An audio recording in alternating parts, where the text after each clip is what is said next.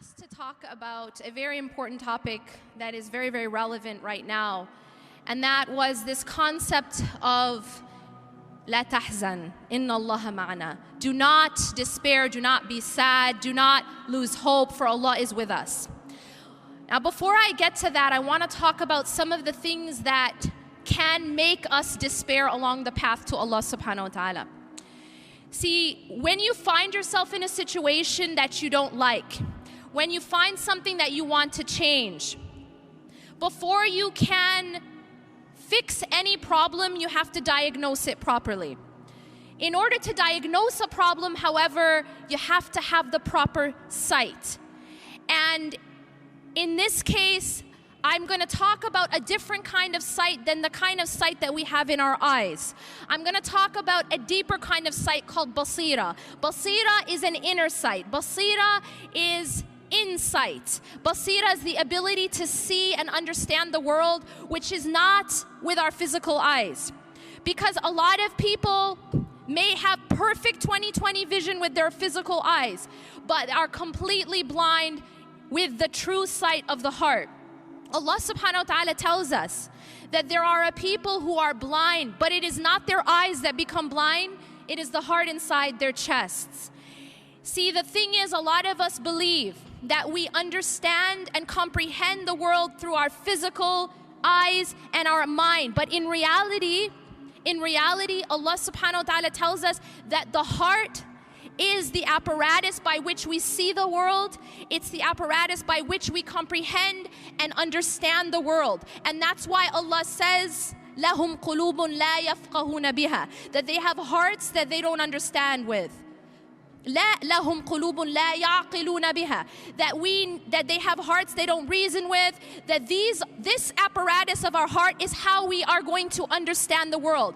And if the heart is warped, if the heart is covered, if the heart is not working properly, then our understanding and sight of the reality around us is not going to work properly. And that's why Allah warns us about this kind of blindness, the kind of blindness where the heart is blind. Right now, we are facing a situation with a lot of confusion. Right now, when we look around us, it looks dark. And it's hard to know which way to go. Different people saying different things. Who am I supposed to believe? Which group am I supposed to follow? Which website am I allowed to read? And so there's a lot of confusion. And whenever there's confusion, you are not going to find your way by simply giving that task to someone outside yourself. Yes, we need to seek knowledge. And yes, we need to seek the people of knowledge. But I'll tell you this. If this room had blinding lights, right now the blinding light's only in my face, but if this room had blinding light all over the room, and you had a blindfold on, would you be able to see the light? The answer is no. Unless you are able to see, unless you remove your blindfolds, you cannot actually see what's in front of your face. So this is a role that no one can do for you.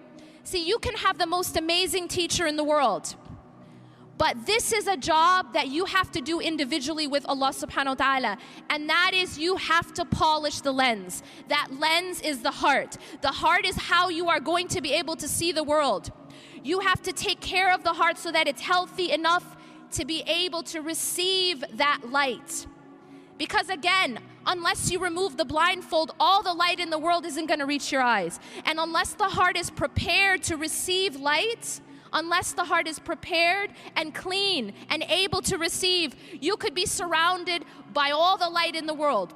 You could be surrounded by the most knowledgeable teachers, but you won't be able to see your way unless you actually prepare the heart to be able to receive that. And that's something that we have to do individually. We have to be able to clean our hearts such that we're able to see things for what they are. We're able to see that path, because you can't follow a path that you can't see. You have to be able to see right from wrong. We have to be a people who constantly ask Allah subhanahu wa ta'ala, Allahumma arina al-haqqa haqqan warzuqna ittiba'a. Oh Allah, show us truth as truth. Because there's so much confusion.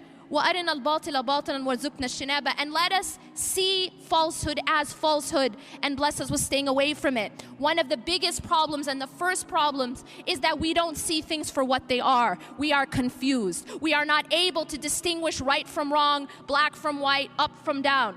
And until we clean the lens, we won't be able to see that, and we won't be able to diagnose the problem. Now, in order to take care of that lens, we have to clean it. We also have to protect it. I warn you and I warn myself from something that's very, very easy to do right now. It's a subtle point, but it is extremely dangerous. And that is focusing on the problem itself. See, one of the most powerful stories to me is the story of Musa alayhi salam in front of the Red Sea. I feel like within this story, it's like a narrative that explains our whole condition and the reactions that we have when we are faced with challenges. And Allah subhanahu wa ta'ala shows us in this story, He compares and contrasts the reactions of different people to the same external event or the same external obstacle. فَلَمَّا تَرَاءَ الْجَمْعَانِ قَالَ أَصْحَابُ مُوسَى إِنَّا لَمُدْرَكُونَ. When Musa alayhi salam is now trying to escape Pharaoh, there's a Pharaoh following behind with his army, and now him and his people are they're in front of the Red Sea, and there's an army behind them, and this is a superpower army, and they're a group of slaves, and now they're put in this very, very difficult situation. Do we find ourselves in a difficult situation just now? Yeah, kind of. We have only a couple more days, right? We are in a very difficult situation. And Allah says, when the two groups saw each other, the people of Musa, قَالَ أَصْحَابُ مُوسَى إِنَّا لَمُدْرَكُونَ. The people of Musa alayhi salam said, we will indeed be overtaken. That's exactly how many of us felt after the last election. We indeed will be إِنَّا لَمُدْرَكُونَ. And that's a very natural reaction to being stuck in front of the Red Sea with a superpower army behind you. It's a natural reaction that we had. But I want to tell you something amazing, and that is the reaction of Musa alayhi salam. In that same exact situation, he's looking at the same situation, but his basira, his heart is looking at and focused on something else. قَالَ كَلَّا. He said, no. By no means. The word kalla, as you know, is a very emphatic no way, absolutely not.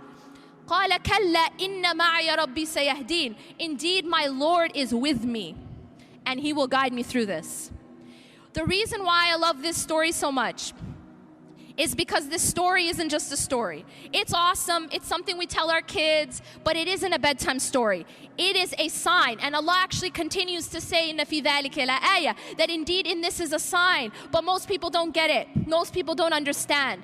It is, you and I are never going to be in front of a large body of water with an army behind us, but we are going to be put in situations where we feel trapped, and we are going to be put in situations where we don't see a way out, and we feel that way just now. We feel that way politically. We feel that way socially to a large degree. But what's so powerful here is how was Musa alayhi salam able to respond in that way?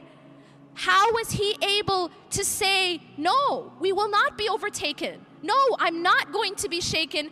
I'm not even worried that we're going to be overtaken. Why was he able to do that? And the answer is because his focus was not on the problem. His focus was not on the Red Sea, and his focus was not on the army. His focus wasn't on Trump. His focus was on Allah. His focus was that, no, Inna ma'aya Rabbi sayahdeen, my Lord is with me. And if Allah is with you, you don't have to worry. He will guide me through. Allah is teaching us a timeless lesson. We're gonna be put in situations where we feel trapped. That's a promise. We're gonna be put in situations that look impossible. And what also strikes me about his story is that he didn't know how he was gonna get out of that situation. It's not like people were going around splitting seas. This wasn't like a regular occurrence. And yet he did not worry, even though he didn't know how. See, for us, it's easy for us to say, oh, it's no problem because I got a plan, A, B, C, D. We know exactly how it's going to happen. But when you don't have any idea how it's going to happen and you still put your trust in Allah, that is tawakkul. He knew Allah is with me and He will guide me through. Now y'all are going to say, but what about doing our part? I know I'm at Mass.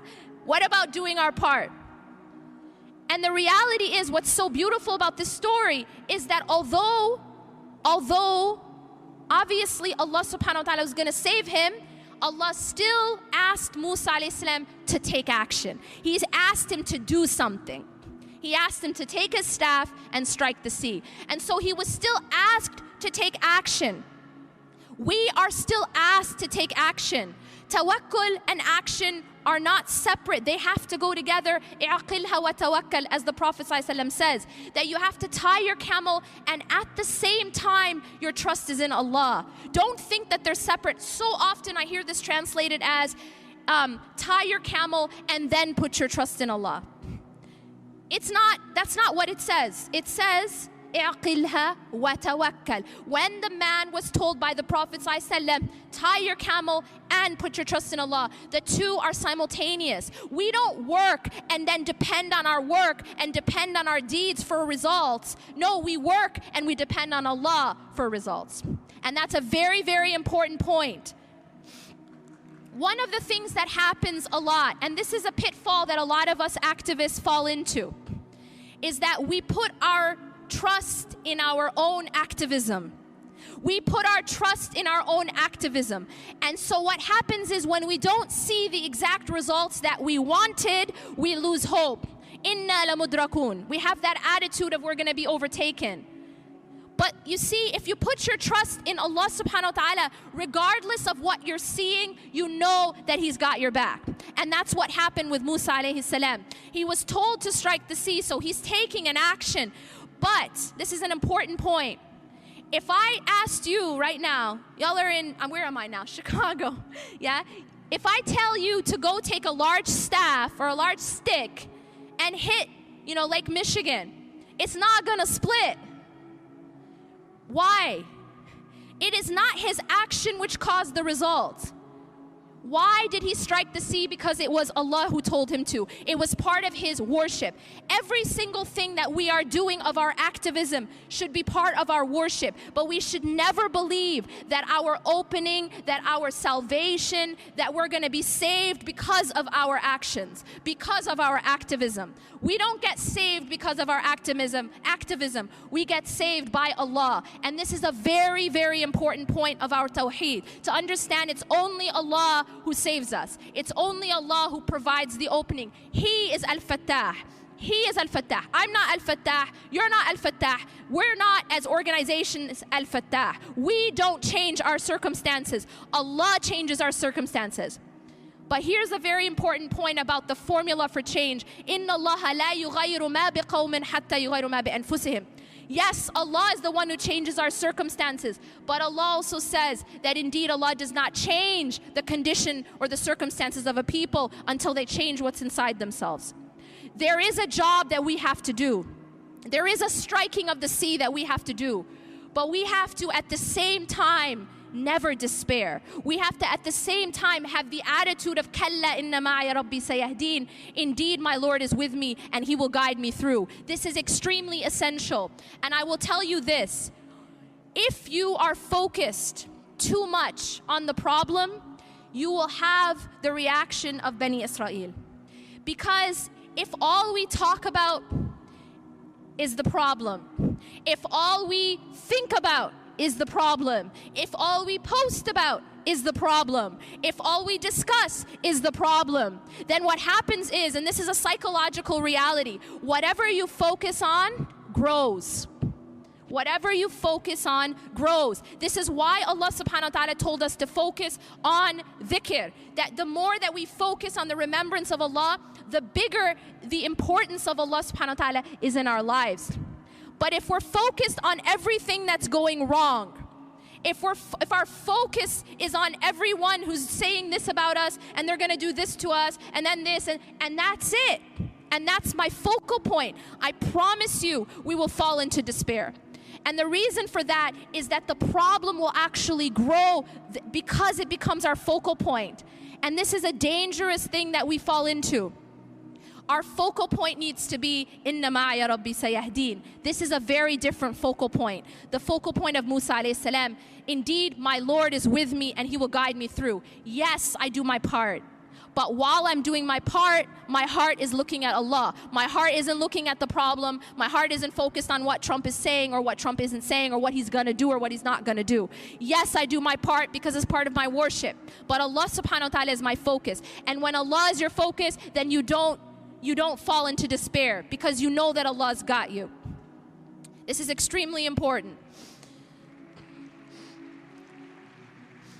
The other thing that happens on our path to Allah subhanahu wa ta'ala, or that can make us fall off track, is if you think about a person who gets in the car and they start driving, right? There's two ways for you to get off track. Number one, you can run out of fuel. What's going to happen if you're driving and you never stop to fill up with gas? What's going to happen is that you're going to run out of fuel and you're never going to end up at your destination. I remind you and myself that as activists, as workers, as anyone doing anything for the sake of Allah, whether that's inside your home or outside your home, you need to constantly refuel. Just like a car needs to be refueled, you need to be refueled. If you do not have a constant source of spiritual refueling, you will burn out. And this is one of the mistakes that a lot of activists fall into. Any worker, anyone really, a mother, an activist, a teacher, anyone. If there is not a source of internal refueling, you have to have your time with Allah subhanahu wa ta'ala refilling inside. Because if you don't have that, there is no way you're going to be able to continue. You will burn out just like a car runs out of gas. The other way that you can get off track while you're driving is you can crash. Something can come and hit you and you can fall off or you can get off track. Here's the thing. I'm going to give you guys an analogy. You all know the story of the three little pigs, right? So the thing about the three little pigs is that you have these three pigs and each of them built a house. But you have one pig that was really lazy. And so that pig that was really lazy built a very weak house. And then you have another one who was also lazy, not quite as lazy, but also built a rather weak house. But then you have a third pig who put in the effort to build a strong house, put in bricks. So now what happens is the big bad wolf comes, as big bad wolves do, right? So whatever form that big bad wolf is, you see, in life, we have a lot of big bad wolves. In life, you're going to have a lot of big bad wolves, and they're going to come in different forms. Yeah? They're going to come politically. They're going to come into office sometimes. They're going to come in your personal life. And the nature of a big bad wolf is that he huffs and he puffs. That's just what big bad wolves do. So this big bad wolf comes and he huffs and he puffs, and what does he do? He blows the house down because it was weak. And the second house, he blows it down because it was weak. But he cannot blow down the third house because the third house had a solid foundation. It was made from brick. And I tell you this, we can't control the weather. We can't make it stop raining. We can't control storms. But what you can do is you can control your sanctuary and your refuge. We as an ummah need to have a stronger foundation. We need to have stronger roots. As Allah subhanahu wa ta'ala says in the Quran about this, the difference between the solid tree, right, the good tree in Surah Ibrahim, and the bad tree. The good tree, asluha thabit wa far'uha fis sama. The amazing thing about trees is that the taller a tree gets, the deeper it has to get its roots into the ground. And it's proportional to its height. That the more it goes up towards the sky, the more deeply it's rooted and the more wide its roots will be. And that's how we have to be as an ummah. We cannot be these flimsy houses that the moment someone huffs and puffs, it blows our house down. We can't be that way. We have to be the solid oak that has firm roots, that yes, there's going to be weather, yes, the big bad wolf's going to blow, but it can't destroy us if we have solid roots. Now, how do we make those solid roots? How do we make those solid roots? You and I, again, this is work we have to do individually and collectively. But we have to go back to our relationship with Allah subhanahu wa ta'ala, Allah's book, and Allah and the Messenger sallallahu alaihi wasallam's sunnah. We have to go back to understanding these things and building this relationship, because Allah tells us that these things are going to come. Allah tells us in the Quran, أَمْ حَسِبْتُمْ أَن تَدْخُلُوا الْجَنَّةَ وَلَمَّا يَأْتِكُمْ مَثَلُ الَّذِينَ خَلَوْا مِنْ قَبْلِكُمْ. Do you think that you'll enter paradise and you won't go through the things that the people before you went through? مَسَّتْهُمُ الْبَأْسَاءُ وَالضَّرَّاءُ وَزُلْزِلُوا حَتَّى يَقُولَ الرَّسُولُ وَالَّذِينَ آمَنُوا مَعَهُ مَتَى نَصْرُ اللَّهِ. They were given adversity and they were so shaken. They were so shaken, zilzal, like zul. This word has the same root as earthquake. They were so shaken that even the messengers and the people with them asked this question, which many of us are asking today, Mata Nasrullah, when will the help of Allah come? When will the help of Allah come? And then Allah says, Ala inna nasrullahi qareeb. There are lesson after lesson that Allah gives us, sign after sign.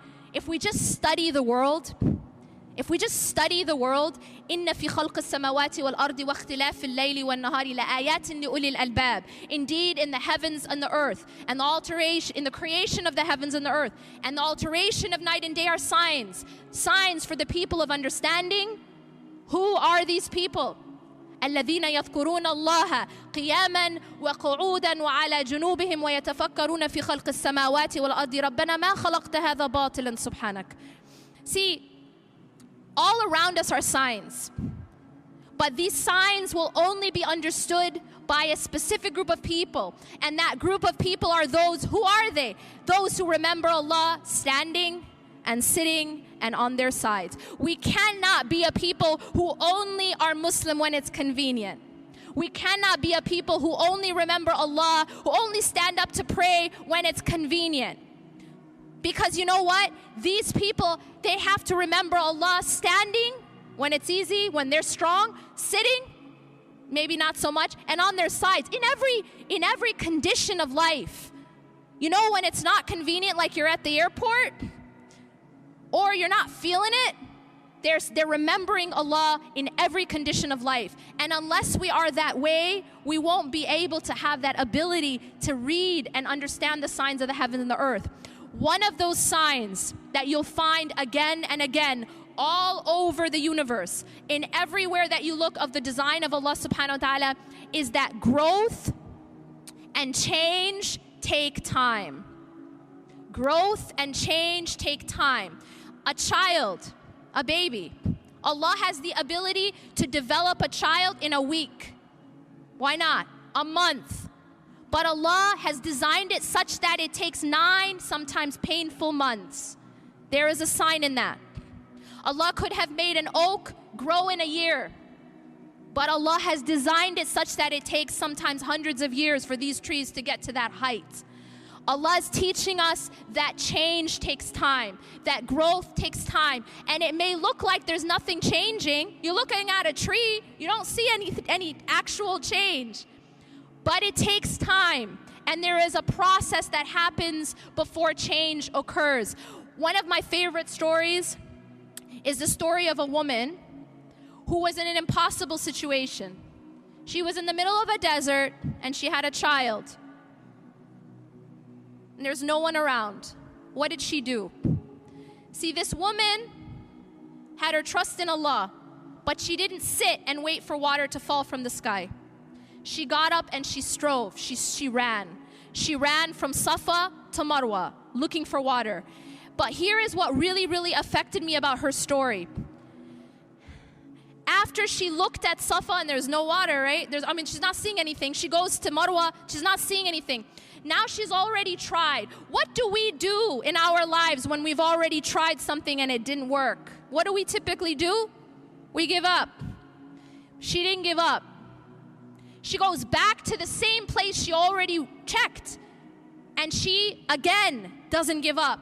She goes back again. She doesn't do this once. She doesn't do this twice. She does it 7 times. And that is so powerful. That Allah is teaching us. This is one of the sunan of Allah. That sometimes, change and growth, it takes, not only does it take time, sometimes it takes repetition. That you have to keep at something. You know, I was saying yesterday at RIS, you can't say, I did a sit-up. Why didn't it work? I did a sit-up, right? It's not going to work if you did a sit-up or a push-up, right? You have to do like repetition.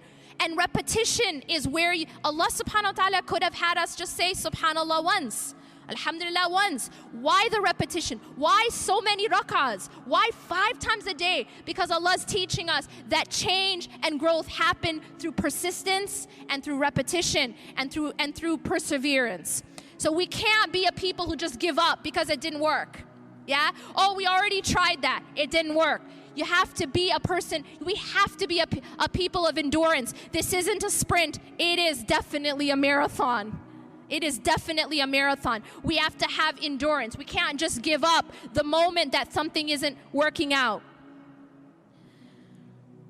Finally, I want to say this. Part of our path to Allah subhanahu wa ta'ala is our relationship with the Creator, but part of it is our relationship with the creation. One of the principles that you'll find throughout the text is this principle. The way we are with people is how we should expect Allah to be with us. Again and again we're told this principle, that if a person does not care about others, if a person is not merciful with others, then he will not be shown mercy by Allah. That if a person shows mercy for the creation, the Creator will show mercy towards him. There's a hadith in which the Prophet ﷺ tells us parallel after parallel. And in this hadith, he tells us that if you help a person in need, Allah will help you when you're in need. That if you take away, a difficulty that a person is going through, then Allah will take away a difficulty that you're going through in this life and the next. And Allah will continue to help you so long as you help your brother or sister. That we have to be a people of compassion. We have to be a people of mercy. We have to care about the struggles of others. We have to. And that's part of our iman. We are not an ummah of pulling away and saying that I'm just going to worship on my own in private. We have to be part of the society, and we have to care about the pain and struggles of others. We have to be at the forefront of this. This is part of our deen. The Prophet ﷺ said, when you see something wrong, you have to try to change it. And it's only if you cannot, then at least hate it in your heart. And that's the weakest of iman. But if we don't even have that, if we don't even hate it in our hearts, then that's a problem with our iman. We have to be a people of compassion. And we have to be a people of hope. Allah subhanahu wa ta'ala has told us again and again in the Quran that we're going to face struggle. I'm going to end with this. It's one of my favorite du'as in that it encompasses how a believer's state should be in hardship, how a believer's response should be in difficulty. And that is Ayyub alayhi salam. He had gone through struggle after struggle after struggle, test after test after test. His health was tested, his wealth, his family. And in the midst of his pain, he calls out to Allah subhanahu wa ta'ala and says, Anni massani ad-durru wa anta arhamur rahimin. The reason why this moves me so much is because on the one hand, he is acknowledging his pain. He is acknowledging that it's difficult right now. That indeed, Anni massani ad-durr, that indeed hardship, calamity, difficulty has befallen me. He's not pretending, but he is acknowledging his pain. But in the same breath, he is also has complete and full hope in the mercy of Allah. Wa anta arhamur rahimin. Even while he is in the midst of his storm, he hasn't been saved yet. He's in the midst of his storm. He's still in the midst of his pain, and yet he still continues to have hope in Allah subhanahu wa ta'ala. A believer may be sad, but a believer never despairs in the hope and in the mercy of Allah subhanahu wa ta'ala.